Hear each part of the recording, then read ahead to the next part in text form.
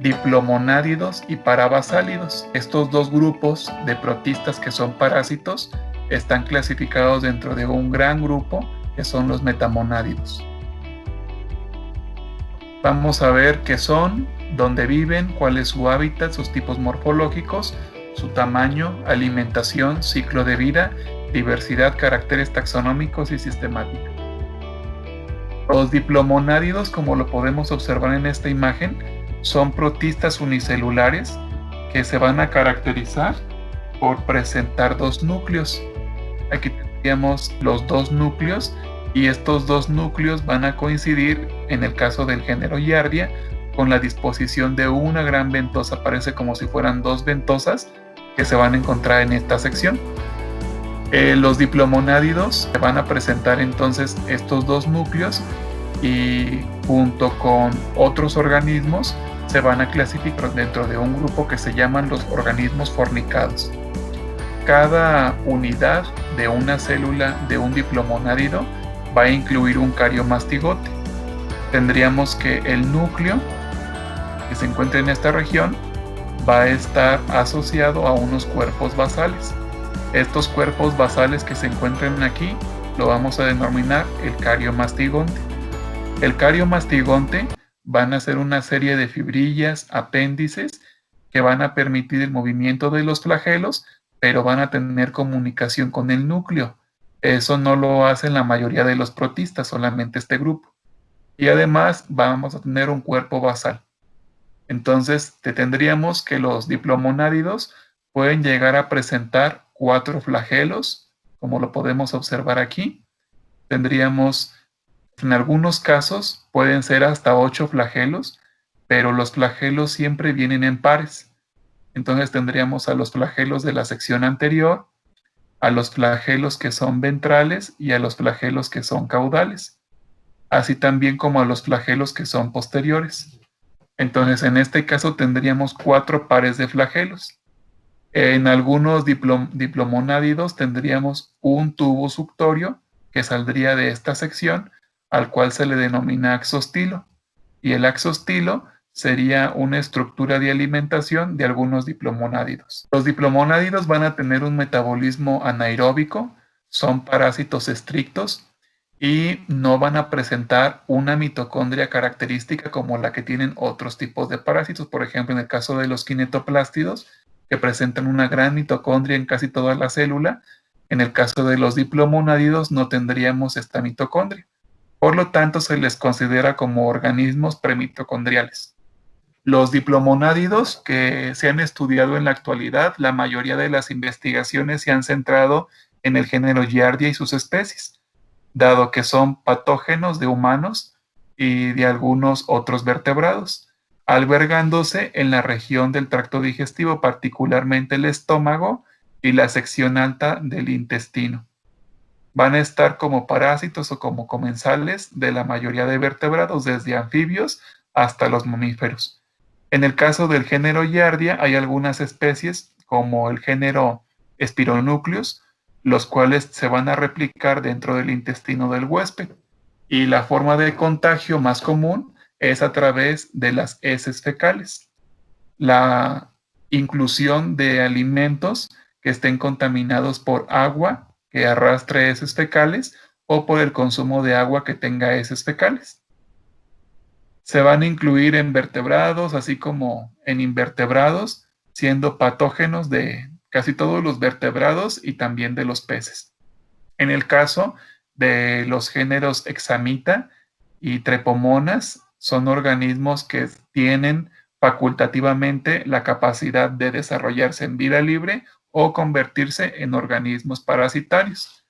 Aquí tendríamos, por ejemplo, la presencia de un citostoma, un pequeño citostoma que va a estar conectado a algunos de los flagelos anteriores, así como a los flagelos que son anterolaterales, los cuales pueden servir de tanto para la locomoción como para facilitar la captura de algunas presas, en el caso de que vivan en ambientes de vida libre. Y en el caso de los parásitos, tendríamos el desarrollo de unas ventosas, y estas ventosas que estarían en la posición muy cercana a donde se encuentran los núcleos, Estas ventosas nos ayudarían a que se fije el parásito al tejido, a las células del epitelio, para poderse alimentar del huésped.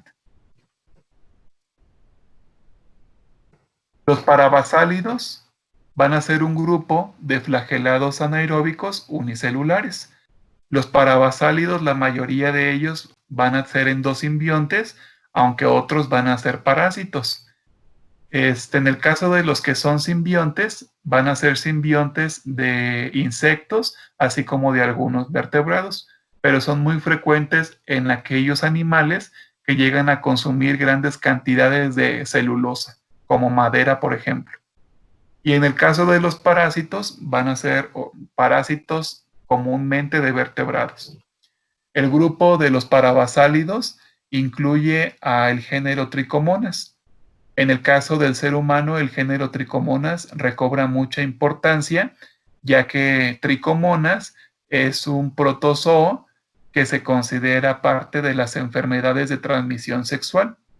En el caso de este protozoo, se va a albergar en el conducto de la vagina del aparato reproductor femenino.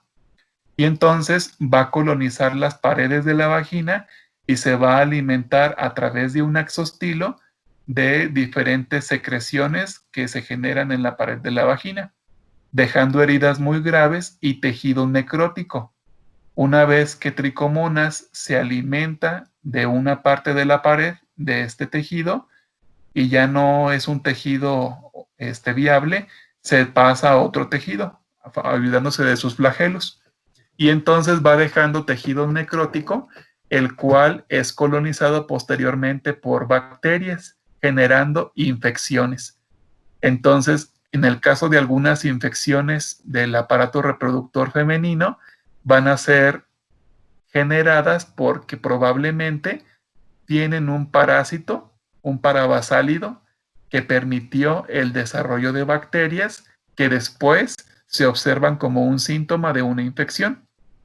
Para poder identificar o determinar si algún paciente tiene Trichomonas vaginalis, tendría que llevar una muestra de orina a un laboratorio, dado que cuando el paciente orina y el contenido de tricomonas es muy alto, entonces las tricomonas se transportan a través de la orina a los recipientes y en el microscopio se observan cómo las tricomonas van nadando en esta solución de orina.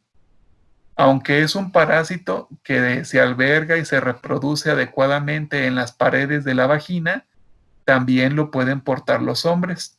En el caso del aparato reproductor masculino, Trichomonas vaginalis va a entrar por el orificio uretral y al ingresar por el orificio de la uretra va a alimentarse de las paredes de la uretra, pero no hace el mismo daño que se hace en el conducto de la pared de la vagina. Esto va a ocasionar que el aparato reproductor masculino se transforme en un vector de diseminación, portando también cuadros clínicos negativos para este tipo de organismos, pero principalmente diseminando al parásito. En el caso de los parabasálidos, que son simbiontes, se pueden encontrar en invertebrados como la cucaracha, particularmente del género Cryptocercus.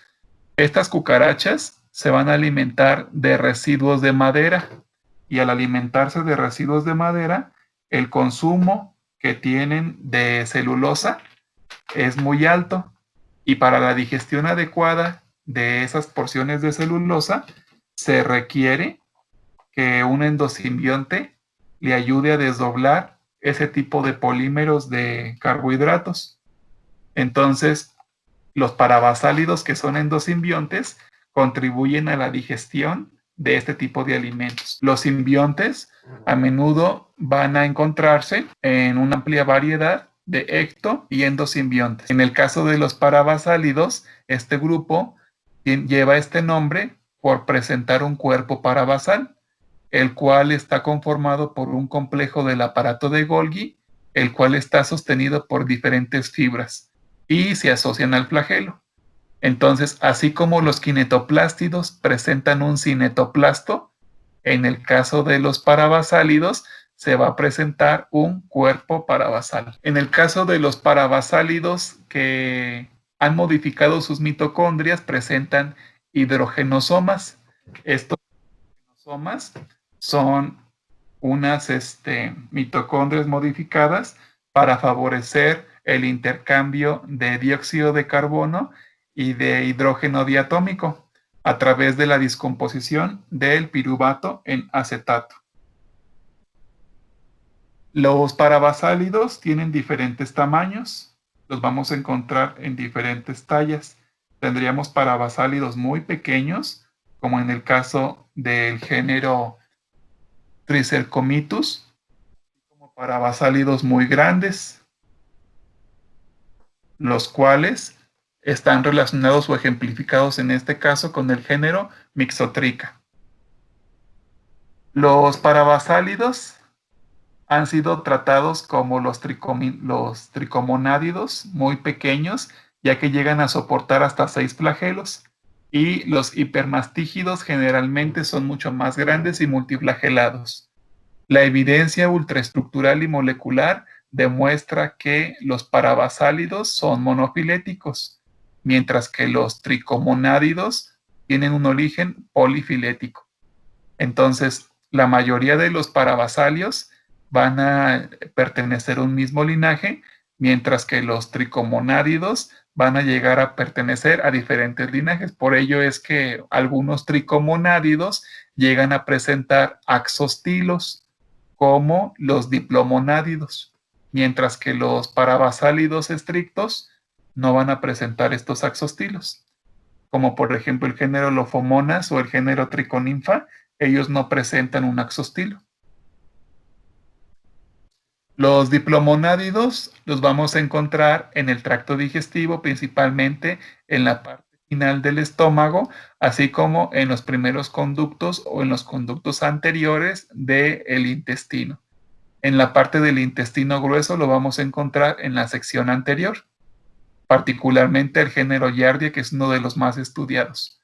En el caso de los parabasálidos, que son endosimbiontes, los vamos a encontrar en algunas termitas, cucarachas o algunos animales que se alimenten de celulosa, es decir, aquellos que sean vegetarianos estrictos. Y en el caso de aquellos que son parásitos, los encontraremos en las paredes del aparato reproductor, en los orificios uretrales, y en el caso de los endosimbiontes de algunas cucarachas, pueden llegar a ser parásitos del ser humano infestando los pulmones. Por ejemplo, si tenemos una presencia de cucarachas muy alta en una zona habitacional, es probable que las cucarachas tengan algunas lofomonas que les ayuden a digerir diferentes compuestos o diferentes materiales de alto peso molecular. Sin embargo, las heces fecales van dejando algunos residuos de estos parásitos, y cuando se secan pueden ser aspiradas por el ser humano, y en el pulmón particularmente se desarrollan los quistes de las lofomonas. Las lofomonas empiezan a consumir alimentos orgánicos, afectando la función de los pulmones hasta llegar a causar neumonías atípicas que llegan a originar la muerte. En cuanto al hábitat, tendríamos que los organismos serán endosimbiontes, parásitos y de vida libre. Los que sean endosimbiontes los encontraremos en termitas, cucarachas, en moscas, escarabajos, sanguijuelas y algunos caracoles. Y en el caso de los que son parásitos, los encontraremos en la mayoría de los vertebrados, que los van a ubicar en la porción anterior del tracto digestivo. Los vamos a encontrar en aves, peces, anfibios, reptiles y mamíferos. Y en el caso de otros parabasálidos, los vamos a encontrar en el tracto intestinal inferior, así como en la sección genitourinaria y el aparato digestivo o respiratorio. Los tricomonádidos no son muy comunes en órganos que sean diferentes al órgano sexual. Sin embargo, se les ha encontrado en el tracto digestivo de diferentes organismos. Los tipos morfológicos a los que aluden estos organismos, tanto los diplomonádidos como los parabasálidos, son organismos unicelulares, En el caso de los diplomonádidos serán flagelados y en el caso de los parabasálidos tendríamos algunos con extensos mechones de flagelos. Por ejemplo, en el caso del género Triconinfa tendríamos el rostrum en esta sección y un extenso penacho de flagelos que permiten que todo el organismo se desplace y también permiten que el organismo concentre material orgánico para poderse alimentar. Tendríamos la presencia de algunas bandas con flagelos, así como algunas estructuras parecidas a los axostilos para poderse alimentar. En cuanto al tamaño, algunos de los parabasálidos son pequeños, alcanzando tallas nanométricas, mientras que algunos diplomonádidos son un poco más grandes, alcanzando tallas micrométricas. Y en el caso de algunos parabasálidos, que son endosimbiontes de algunas termitas, llegan a tener tallas de hasta 500 micras. Entonces tendríamos organismos nanométricos, micrométricos y milimétricos. Con respecto a la alimentación, los que son de vida libre tendrán una alimentación heterótrofa con una nutrición holozoica por fagocitosis. Los que son endosimbiontes tendrían una alimentación heterótrofa con una nutrición holozoica y saprozoica. Y los que son parásitos tendrían una alimentación heterótrofa por nutrición holozoica y saprozoica. En cuanto al ciclo de vida, las fases sexuales no han sido muy bien reportadas para los diplomonádidos, pero se conoce que tienen una estrategia de reproducción sexual denominada parasexual, al igual como lo vimos en los ciliados, en donde llegan a fusionar su citoplasma, a combinar sus núcleos, recombinando el material genético de dos células y después liberándose entre ellos, generando dos individuos que tienen información genética de dos células diferentes. No tenemos una producción de gametos, entonces tendríamos que todo iniciaría con las excretas. Como la mayoría de los diplomonádidos se van a encontrar, los que son parásitos, en el tracto digestivo, en las excretas se pueden liberar trofozoitos, que son los estadios adultos, o se pueden liberar quistes. En este caso, el quiste sobrevive a las condiciones ambientales porque es una estructura de resistencia y entonces no sufre el proceso de desintegración. En el caso del trofozoito, una vez que es liberado al exterior con la materia fecal, se desintegra, pero el quiste permanece.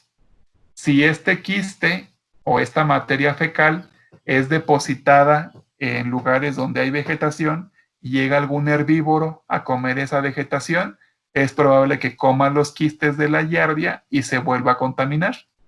Así también es probable que si hay zonas donde se riegan los alimentos con agua de desecho que tenga materia fecal, como en la mayoría de los cultivos, por ejemplo, en los cultivos donde siembran cilantro, fresa, donde siembran algunas legumbres, a veces el agua de riego es agua que proviene de ríos que tienen descargas con materia fecal. Si algunas personas estaban infestadas por giardiasis, por giardia, entonces liberaron materia fecal con quistes y al llegar estos quistes a los alimentos, y si los alimentos no son desinfectados correctamente, por ejemplo, si ustedes a las zarzamoras o a las fresas les ponen una solución de yodo, que puede ser, por ejemplo, el microdin, estos quistes no se mueren.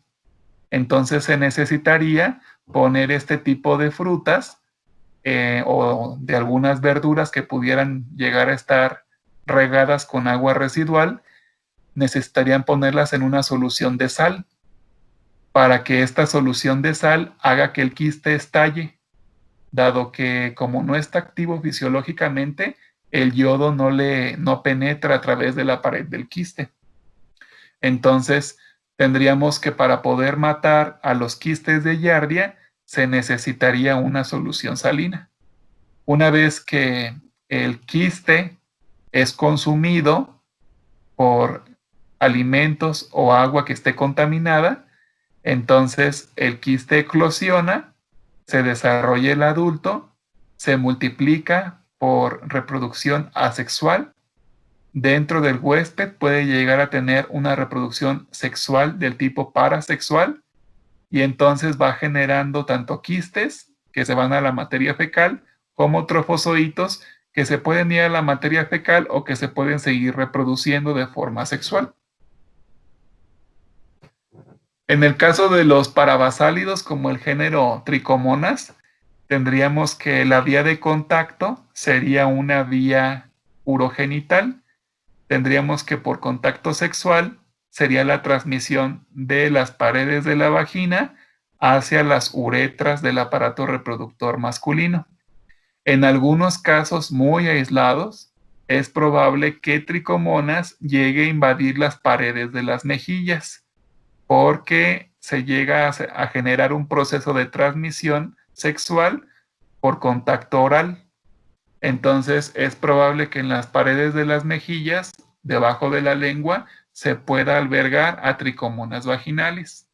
Entonces, Trichomonas vaginalis, como lo podemos ver aquí, sus penachos de flagelos, su membrana, su axostilo, y no tiene gametos, no forma quistes de resistencia, es decir, el contacto es con el organismo vivo. Una vez que se da el contacto sexual, entonces Trichomonas entra a la uretra y se queda viva dentro del otro huésped. Entonces el vector de este organismo es contacto huésped a huésped.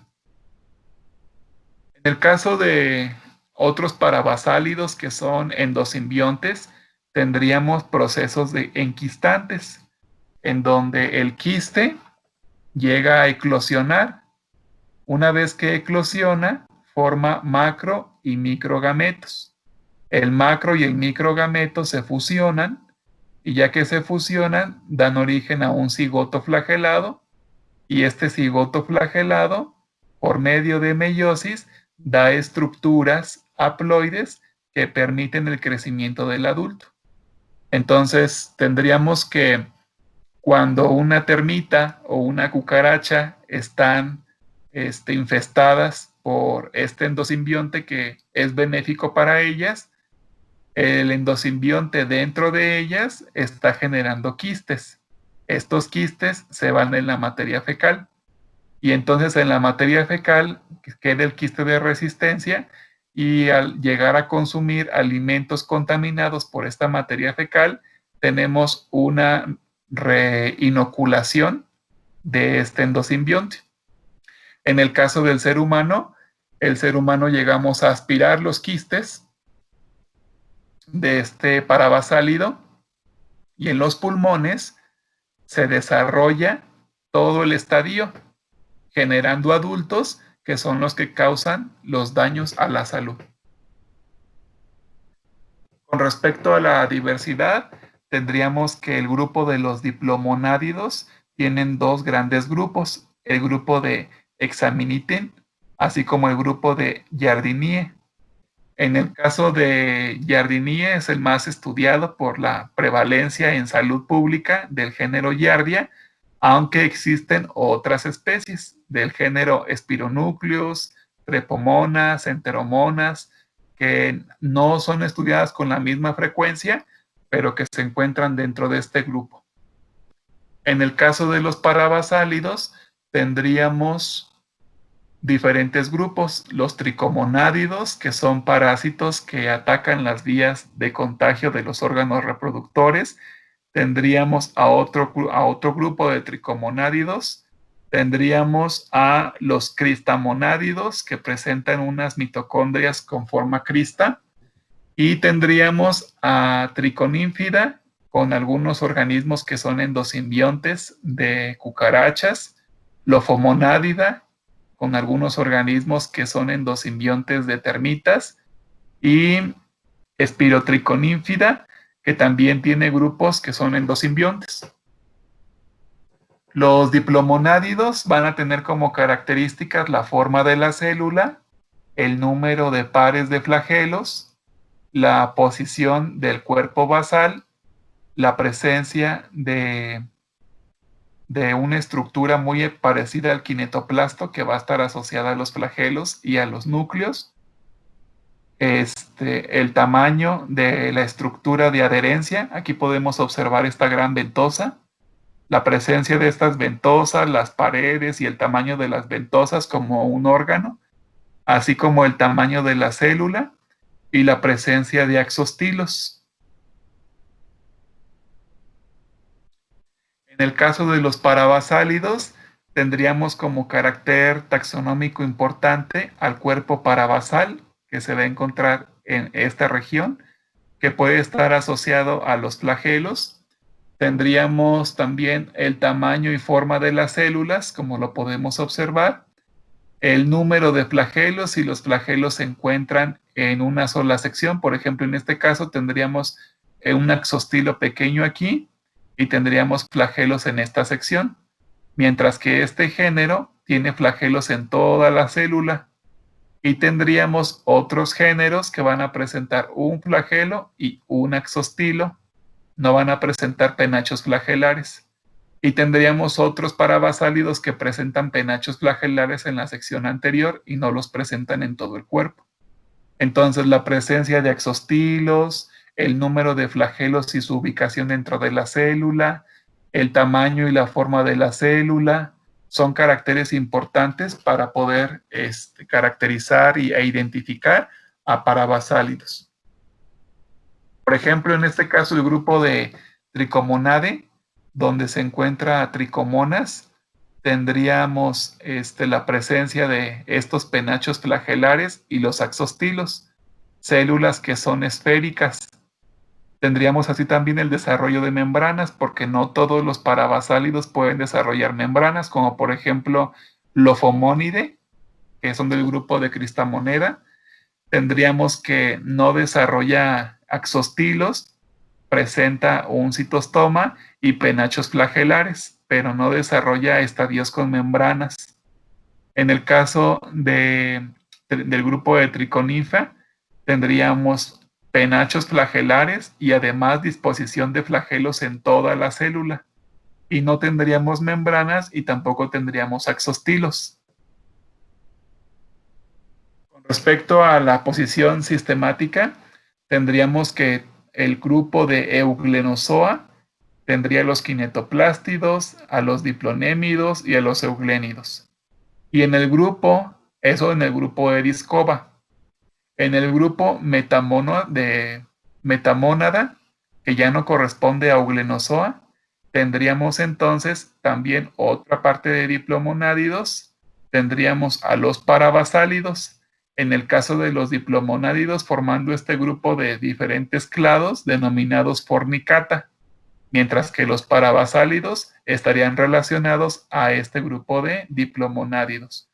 Como lo comentamos anteriormente, los parabasálidos, aunque parece que tienen un origen monofilético, en el caso de los tricomonádidos, ellos van a presentar un origen polifilético, ya que tenemos algunos tricomonádidos que presentan axostilos, como los diplomonádidos.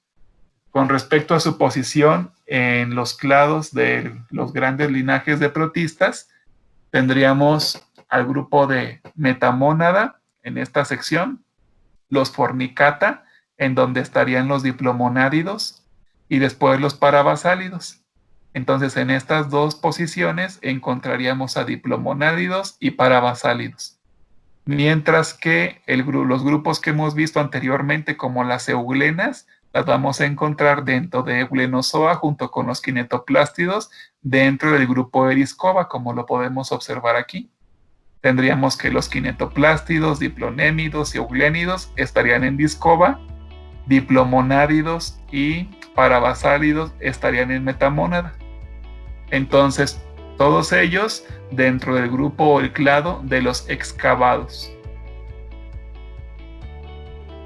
Alguna literatura importante para revisar sobre este grupo sería una revisión taxonómica de los parabasálidos, así como aspectos fisiológicos de resistencia de giardia, filogenia de organismos zooflagelados en protozoa, así como la evolución de organismos no mitocondriales zooflagelados, y el texto del libro de los protistas que contiene capítulos sobre estos grupos.